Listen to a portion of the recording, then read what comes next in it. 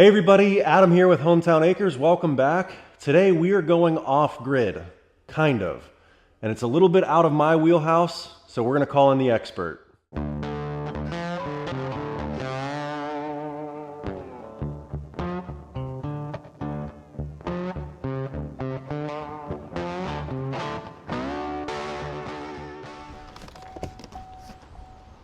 Adam, we can't keep doing this every time you got an electrical project. I know. It's an 8-hour drive.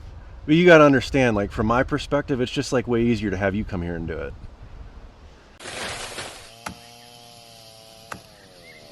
All right, guys, I'm sure you recognize him by now. This is Kyle from the Spicer Designs YouTube channel. He's been in a number of our videos. Over the last probably 2 years, we've become pretty good friends. And you have a YouTube channel, but you also have been in the electrical trade for the last 20 years. And so he's kind of my in-house electrician from 8 hours away whenever we have some kind of electrical problem. Super convenient. Yeah. But if you guys remember last year, Bluetti sent me one of these AC500 with two B300 battery packs. These are each an individual battery, and this is the inverter, and you can see it's all plug and play that runs into each other. And they advertise these things as home backup power, which I kind of feel is a little misleading, because when I think of home backup power, I think you'll be able to take this and plug it into your panel in your house and power your entire house. Just one of these is not able to do that because it only puts out 120 volts. And Kyle, explain real quick why 120 volts will not power your panel in your house. Yeah, so that's going to power half of your panel. You still need the other half, and where that comes into play is something like your well. Your well is 240 volt. You need both of those phases. So, and that's something that you're going to want if you're without power. So Bluetti actually sent us another AC500 and B300 batteries. And what we can do now is they have this fusion box. So you can take 120 volts from this unit and 120 volts from this unit, and it brings them in to this fusion box. And now you can take your generator plug right here and run this into your panel. And now you have 240 volts to power everything in your entire home. And the really cool thing about this entire setup is it's all plug and play. Other than mounting the plug that this is going to go into, you know, you're able to plug this into this, and then that runs into your panel.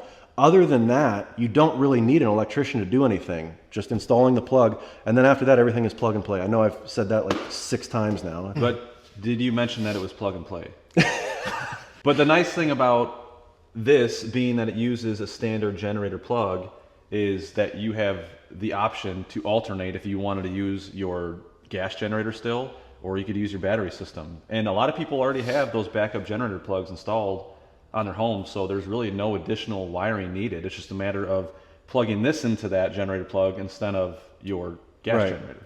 And so we were kind of talking about this. You know, this is an expensive setup. Don't get me wrong. This is probably in the neighborhood of $10,000, which if you're looking for a home backup power system, the Generacs and the Kohlers and whatever, you're probably already shopping in that price range, right? Oh yeah. This is way more sophisticated than a portable generator. I know people are going to say, "Oh, I can go buy a portable generator for $800 or $1,000. It's way cheaper than this." This has an inverter built into it, so it's putting out clean energy, consistent energy. Those portable generators, I know the LED lights in our house, when we've run backup power on them, they flicker, they surge. It doesn't put out a consistent energy. And that's what I like about this, is it's going to put out basically the same power you'd be getting from the grid, and it's going to be better for all your appliances and everything. I would say even cleaner, probably. Yeah. I mean, it's the inverters make it a clean, consistent voltage, where the generator is going to give you kind of a dirty power. But anyway, I think for right now, what we're going to do is go ahead and create some more permanent mounting for these. Instead of having them just sit on the floor, Kyle came up with a pretty good idea. We're going to mount everything up high so it's up out of the way. Get all of our electrical run for the generator inlet box, so that way it's all hardwired into the house. And we'll keep you updated as we go. I know you said you wanted a 6-foot ladder, but all I got's a 5-foot ladder. You know how I know? Let me guess, you're 6'5"? Yeah. Oh, aluminum. This is an electrician's dream right here. There you go. Only the best. What a piece of crap. My father-in-law got me that for Christmas one year. Oh yeah, he must not like you very much. Okay, so what we're going to be using to mount these Bluetti systems, and you said the weight on the inverter was 66 and then 84 and 84 for the batteries? Yeah, so the total weight of each of those units is about 230 some pounds. So the two of them together is going to be close to 500 pounds. So we're going to be using some 1 5/8 unistrut, and this is 12 gauge thick material. It's pretty beefy. And we're going to use this, and we're going to mount it and catch 3 of these inner girts on the building. We're going to lag bolt them into those girts and put some other support bracing in there as well. So this stuff is extremely strong. It'll definitely hold the weight of these batteries. I mean, we've mounted 800-pound transformers with unistrut. It's Really? Yeah, I mean, they fall down in a year, but it holds them for a little bit. But there's a million different ways that you can mount something like this if you even want to mount it or elevate it. But in your situation, you want to elevate it because if you're washing cars or something, you don't want to be splashing these things with water. I want your job. You're right. All right, I got to do something here. Yeah, TikTok. Anything I can help with? No, you're doing great.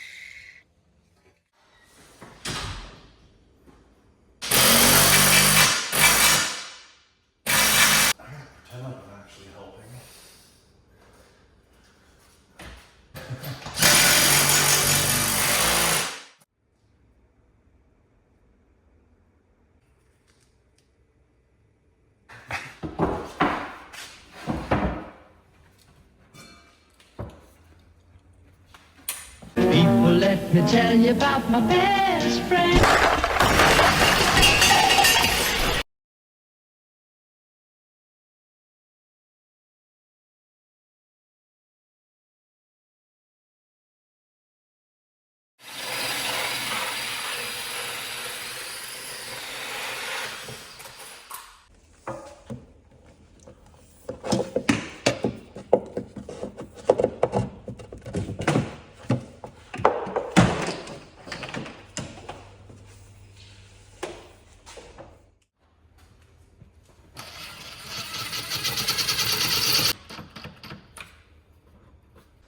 All right, so there is the almost finished product. As far as the Bluetti plug and play system, that's all done. The only thing that Kyle now has to do is the actual electrician part, which is going to be installing the generator inlet box. We're going to repurpose our old exterior generator inlet box, which I'll show you that right now. So this is our old exterior generator inlet box that you would plug the generator into, and the reason we had it here was because it was conveniently located next to the shop, which I used to have, or I still do have, my gas generator right there. So I would just wheel it right out here, plug it in, run the cord from the generator to the generator inlet box, and it was a good setup. But now that we have the Bluetti system that we can keep indoors, we can go ahead and move that generator inlet box inside the garage and have everything out of the elements. Okay. All right, Adam had to make a material run to a place called Johnny's Bar and Grill. Doesn't sound like a place they sell electrical parts, but here I am stuck doing all the work. So I got all of Adam's old generator setup, ripped out the old generator plug that was mounted on the outside of his house, which he just showed you. So I'm gonna pull the panel cover off, get this thing wired up right about here, and then we'll be pretty close to testing out this system. Cue the time lapse.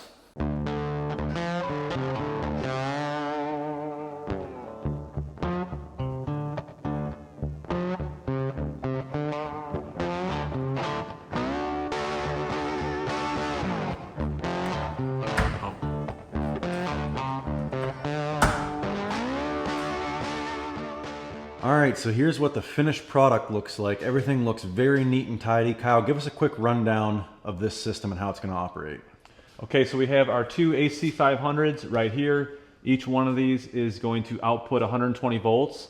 So here are the two plugs that are connected to the AC500s. They run down underneath to the fusion box. And from there, you're going to have a normal generator plug, this 4-prong twist lock right here. And from there, we're going to use this cord, which is just your standard generator cord that you would use on a portable generator. It's going to plug into here, and then it's going to plug into our generator backfeed outlet, which is pretty common as well.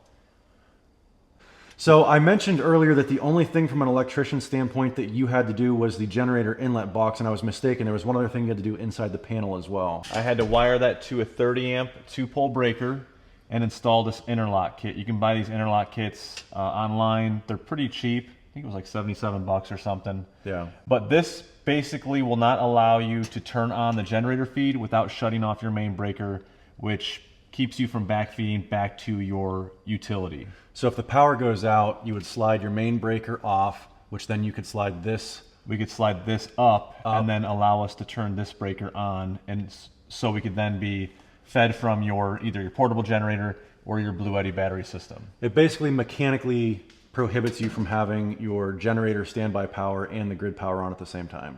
And backfeeding to your utility service. Yep. You have another longer generator cord here. These are the same cords, they're just one's longer than the other. The smaller one's a little tidier for that battery system to hook up to here. And if Adam wants to run this generator, he's going to run it outside where he'll need this longer cord. Yeah, so the green one is 10 foot, runs from there to there, and the yellow one is 25 foot.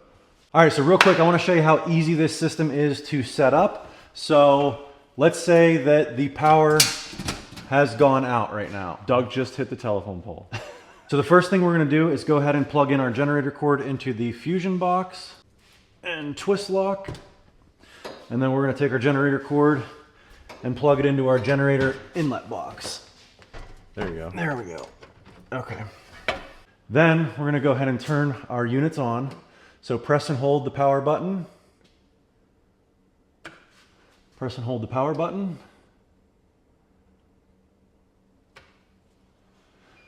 So we should be able to go ahead and turn our AC on.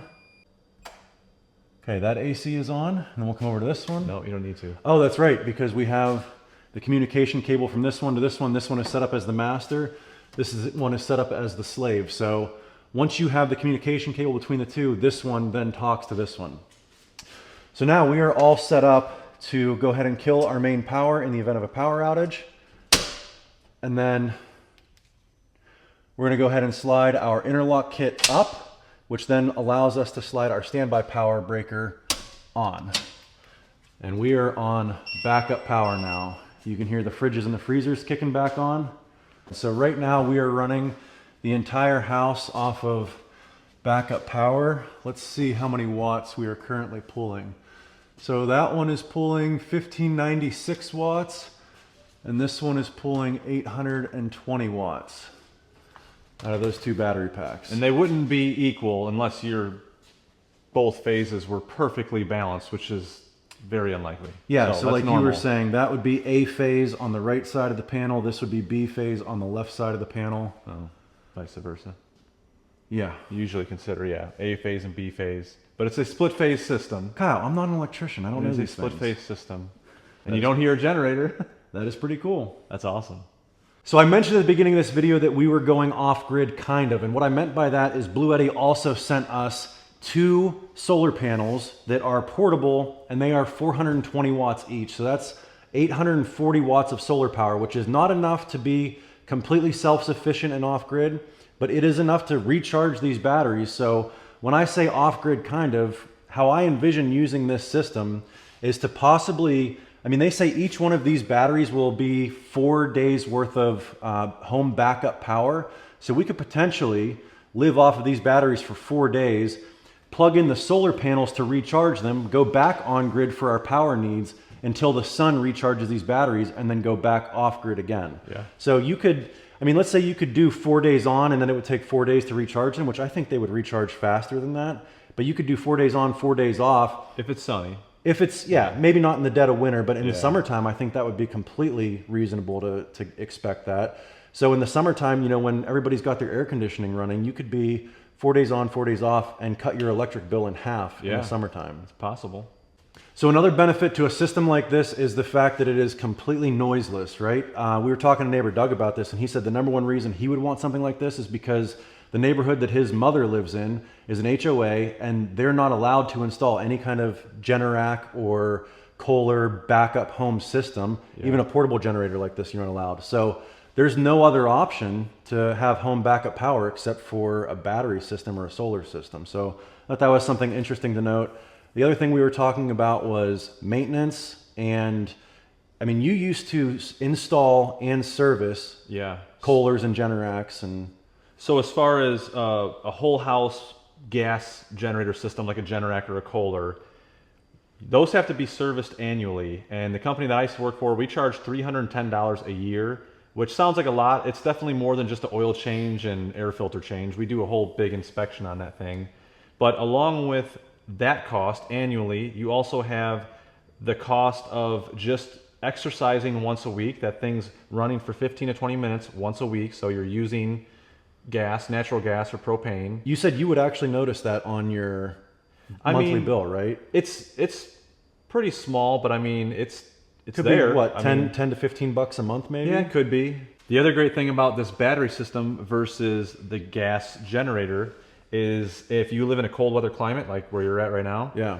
there's no guarantee that that thing is going to start on a day where it's 20 below. I mean, if you lose power in the middle of the night and you're 20 below, it's just like starting your lawnmower or a car. It's going to struggle and it may not start. And honestly, we had tons of service calls where the generators never started because it was so cold. Where this, it's going to work.